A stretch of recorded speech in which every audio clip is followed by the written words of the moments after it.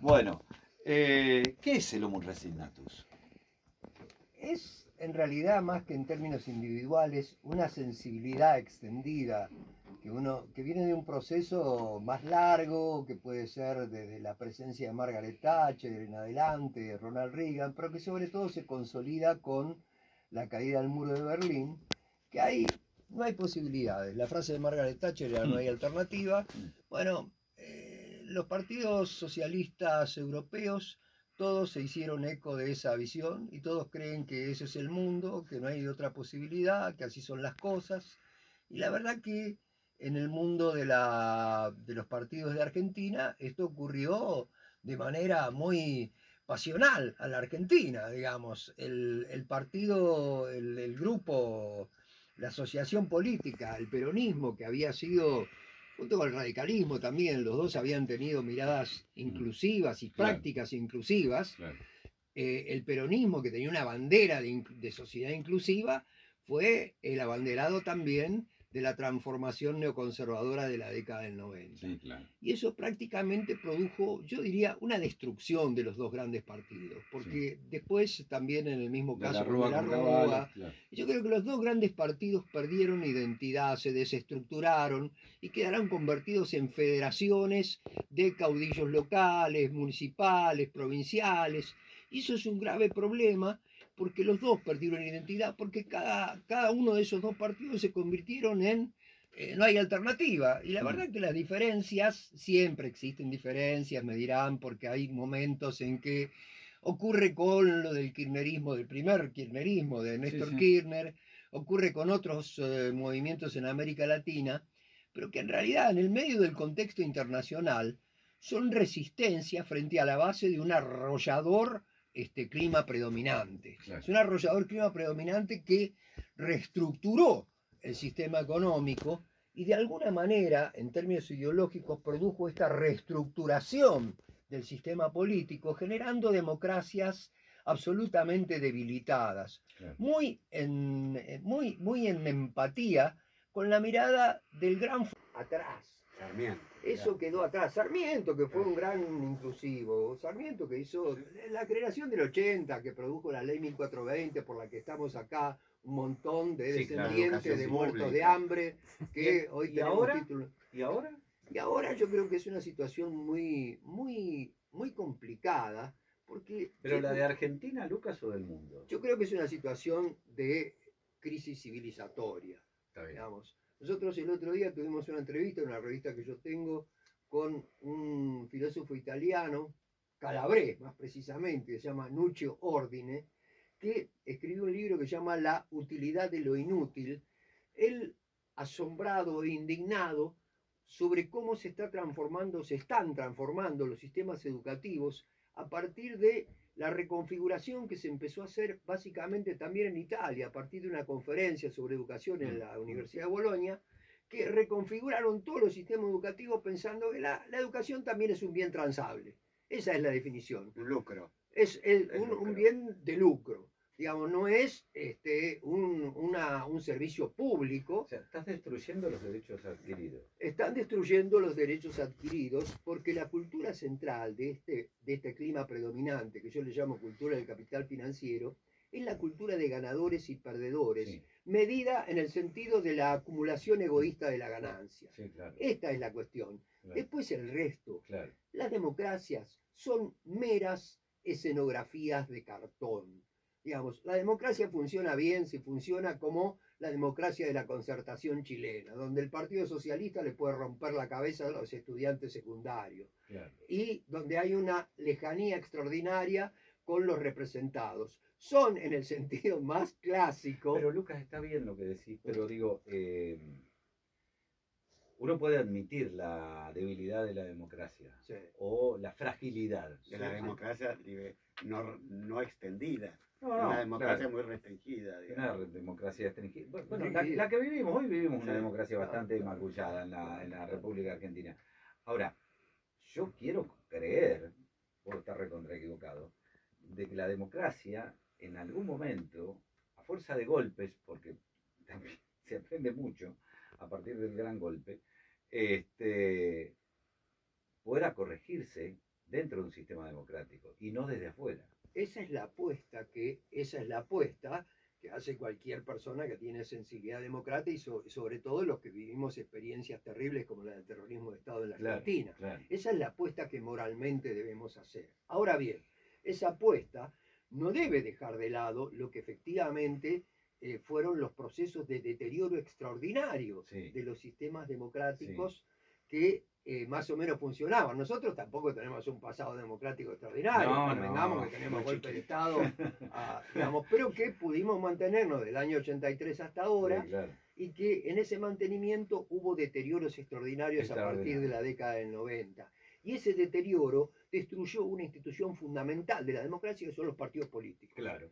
Si vos destruís el partido político, digamos, es muy complicado, digamos, porque la relación entre representantes y representados se organiza como en un talk show televisivo. Sí, claro. Digamos, ¿qué estamos hablando? Estamos hablando de los problemas estructurales, pero ninguno, Alternancia vacía. Claro. Una alternancia vacía. Una alternancia vacía. Algunos de los sectores más, digamos, progresistas habla del casi 50% de pobreza y apuesta por resolver este problema. Alguno habla del miserable 3% que recibe el Estado de las compañías mineras producto de una legislación. Totalmente. Alguno habla de eso, no. Están hablando de si uno tiene una cartera de tal color, si el otro tiene tal otra. Pero Lucas, a ver,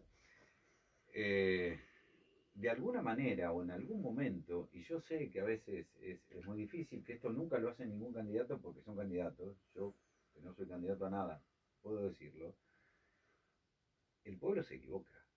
Y se equivoca feo cuando vota. Y nunca hace un mea culpa.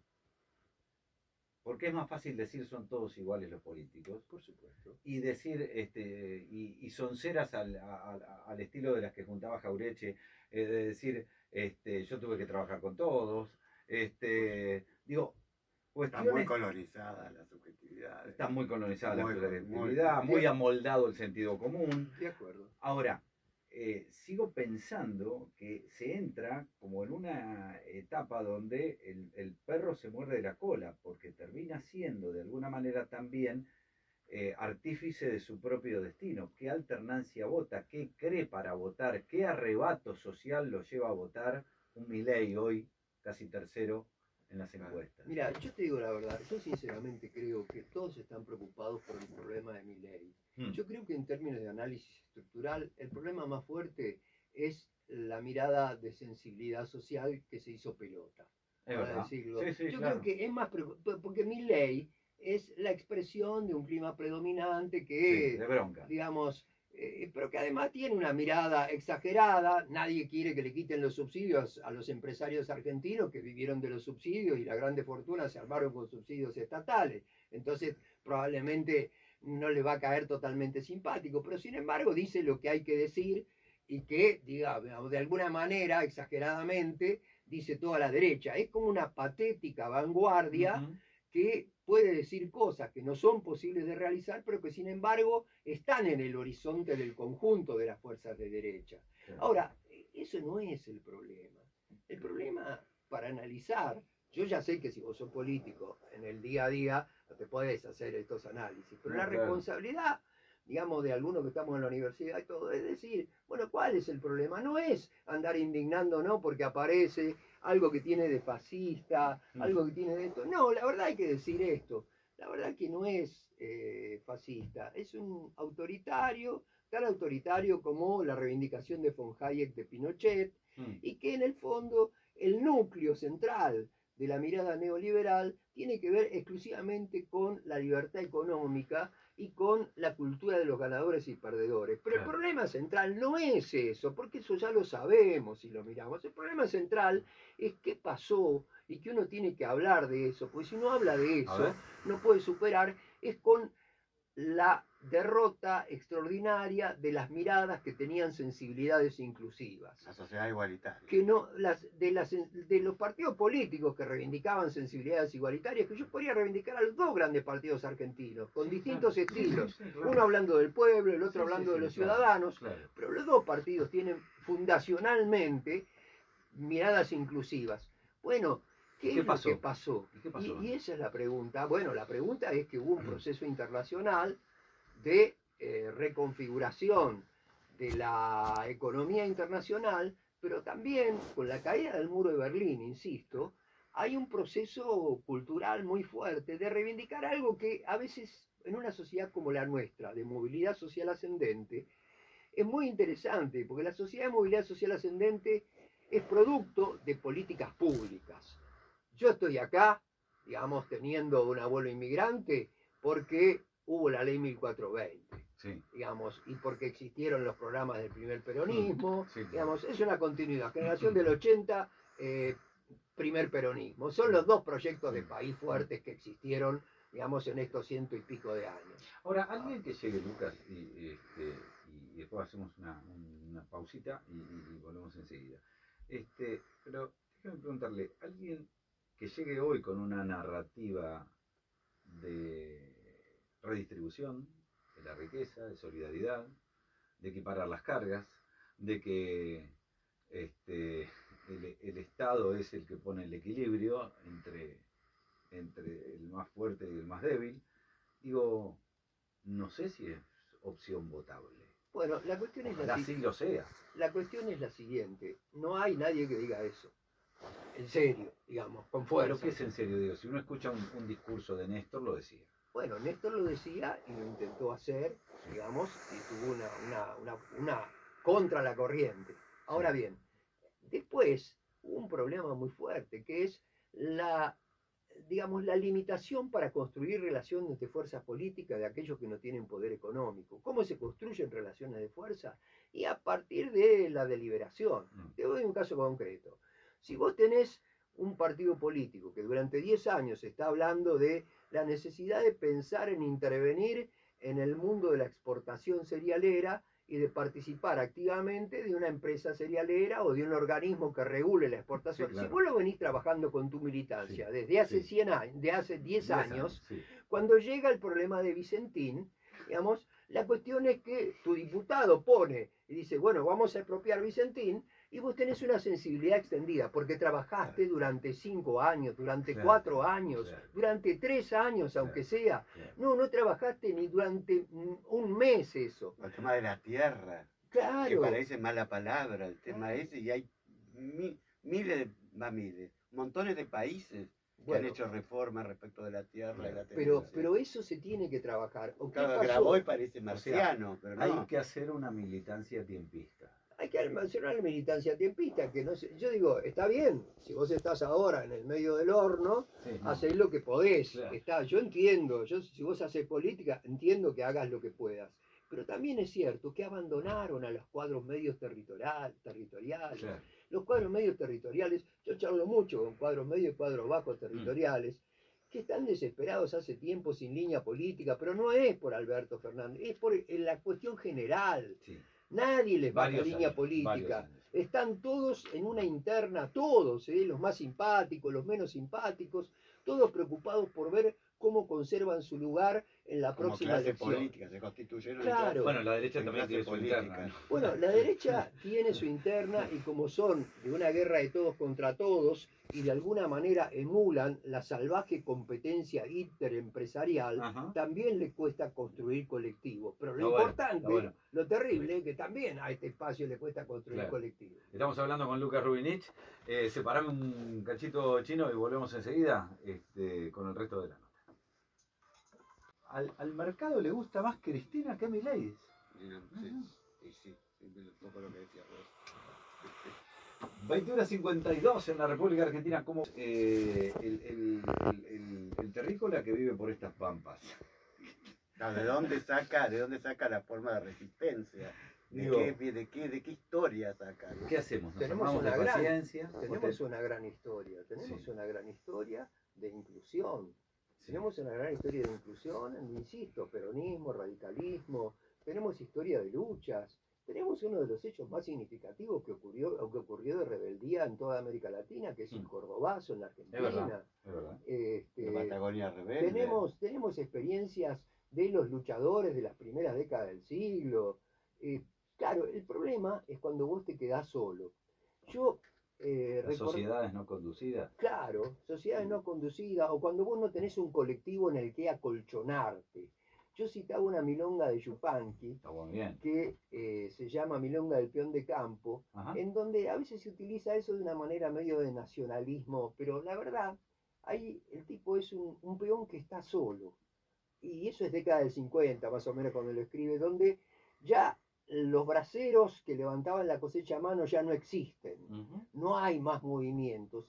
Y entonces el tipo en determinado momento dice, a veces me entra tristeza y otras veces rebelión. Claro. En más de alguna ocasión pensé en hacerme perdiz para tratar de ser feliz en algún pago lejano, pero la verdad, paisano, me gusta el aire de aquí. El tipo de alguna manera no puede hacer otra cosa. No es un resignado total. Él en su memoria tiene las luchas de los braceros que se levantaron en 1910, 1915, bajo la mirada anarquista.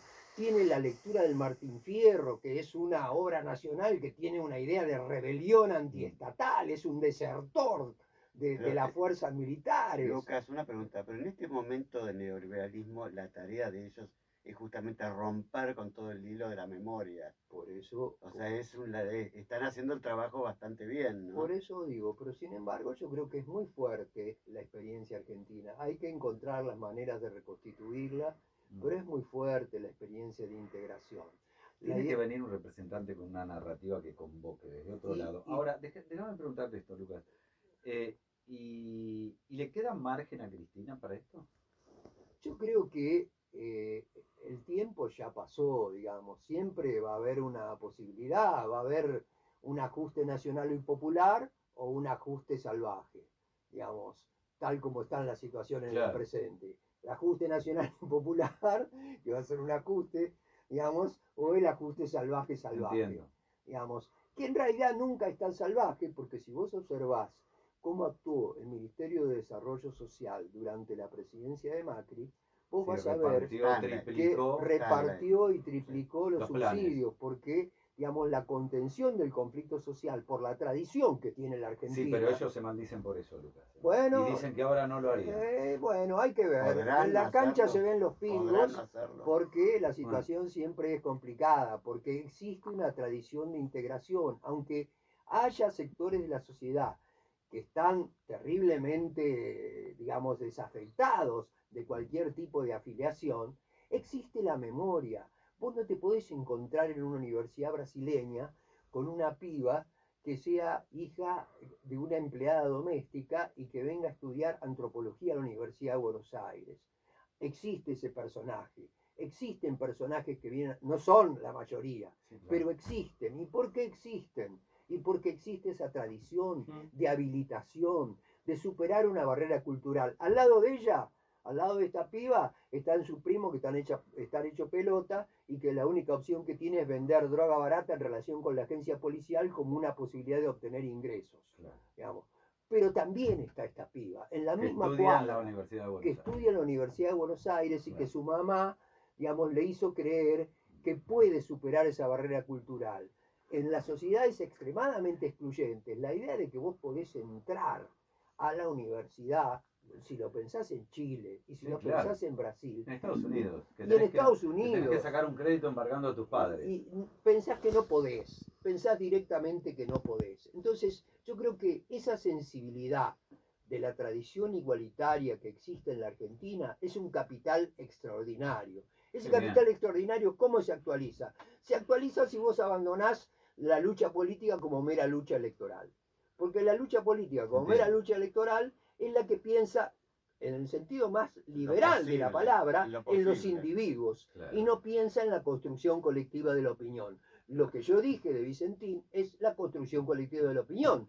Cuando vos durante 5 años venís hablando de la necesidad de que exista para el proyecto político nacional una empresa serialera, bueno, si lo decís de arrebato no prende. Y lo hablaste con 10.000 unidades básicas en todo el país, el día que llega lo aplica. Eso es la construcción colectiva de la opinión. Me dejaste con un dejo de optimismo muy importante, a pesar de que somos parte del Homo Resignatus. ¿El porvenir no es inevitable o es inevitable? El porvenir no es inevitable. El otro Es día, inevitable, decía Borges, pero Dios Dios acecha en los intervalos. Es una Exactamente. frase del libro de otras Borges. Inquisiciones de Sí, Borges, que a mí me pareció pertinente citar junto con una frase de Marx, Sí. que Marx le decía a un compañero con motivo de la Comuna de París, bueno, el azar también existe en la historia, porque si no sería todo muy místico. Muy bien. Lucas Rubinichi, gracias por venir a Dicho y Hecho. Un placer estar con ustedes esta No, noche. por favor, gracias, Lucas. muchas gracias.